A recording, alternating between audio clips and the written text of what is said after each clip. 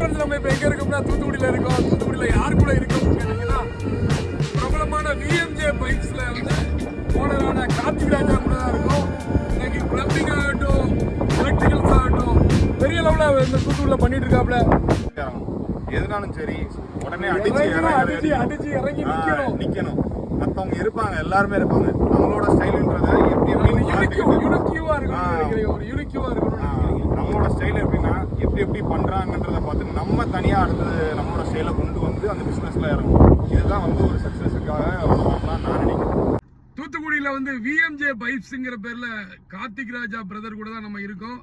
இன்னைக்கு பாத்தீங்கன்னா இந்த இளம் வயதிலேயே வந்து எலக்ட்ரிக்கல் ஆகட்டும், பிளம்பிங் ஆகட்டும் நம்பர் 1 இன்னைக்கு தூத்துக்குடியில விஎம்ஜே பைப்ஸ்ங்கிறதுல இருக்காப்ல. சொல்லுங்க கார்த்திக் ராஜா, நீங்க வந்து படிக்கிற டயத்துல உங்களுக்கு எப்படி இந்த பிசினஸ்க்குள்ள வரணும்னு ஃபீலிங் இருந்துச்சா, அல்லது நீங்க எப்படி இருந்தீங்க படிக்கிற டயத்துல? படிக்கிற டைம் வந்து எனக்கு வந்து ஆண்டர்பிரினர்ஷிப்ன்றப்ப பிடிக்கும். ஸோ அதுலன்றப்ப ஸ்கில்லை டெவலப் பண்ணிக்கணும்னு நினச்சேன். ஆனால் ஒர்க்கர் சைடில் தான் நான் மூவ் ஆனது. அதுக்கப்புறம் ஒரு ஸ்டேஜுக்கு அப்புறம் நம்ம வந்து கண்டிப்பாக ஆண்டர்பிரினர்ஷிப்ன்றப்ப வரணும், பிஸ்னஸ் ஸ்டார்ட் பண்ணணுன்றது தோணுச்சு. அப்படின்றப்ப நம்ம வந்து தைரியமாக துணிஞ்சு அடிக்கணும். அப்பனா தான் உள்ளே வர முடியும். ஏன்னா எக்கச்சக்க போட்டி இருக்கும், எக்கச்சக்க காம்படிஷன் இருக்கும். எல்லாரும் ரேட்ல இருந்து எல்லாமே சரி, ஒரு வேல்யூ ஃபார் மணி எல்லாத்தையும் பார்ப்பாங்க. அப்படின்றப்ப எந்த பிசினஸ் ஸ்டார்ட் பண்ணணும்னு தோணுச்சு. ஏன் அப்ப முழுக்க வந்து நீங்க வந்து காலேஜ்ல இருந்து வந்த உடனே எப்படியாவது தனக்குன்னு ஒரு யூனிக்கு ஒரு இடம் வேணும், அது பிசினஸ்ல தான் கிடைக்குங்கிற இதுலதான் மோட்டிவ்ல தான் நீங்க இதுக்குள்ள காலை வச்சிருக்கீங்க. ஆமா, ஜெயிக்கணும்ன்றது மட்டும்தான் இதுல.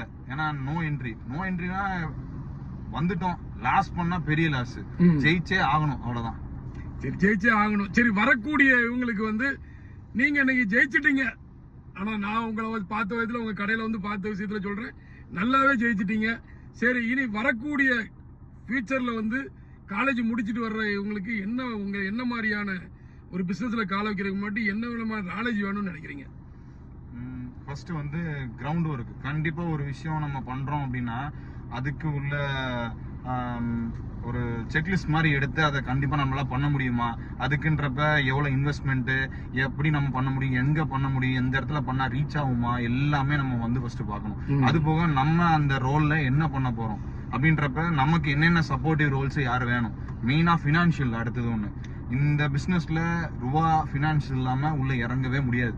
இல்லைனாலும் அப்படியே தத்திட்டு சின்னதா தான் இருக்க முடியும். பினான்சியல் இருந்தா மட்டும்தான் இந்த பிசினஸ் ஜெயிக்க முடியும் அப்படிங்கிறீங்க. சோ வரக்கூடியவங்களுக்கு கார்த்திக் ராஜா மாடல் ரோஜா எடுத்துக்கோங்க.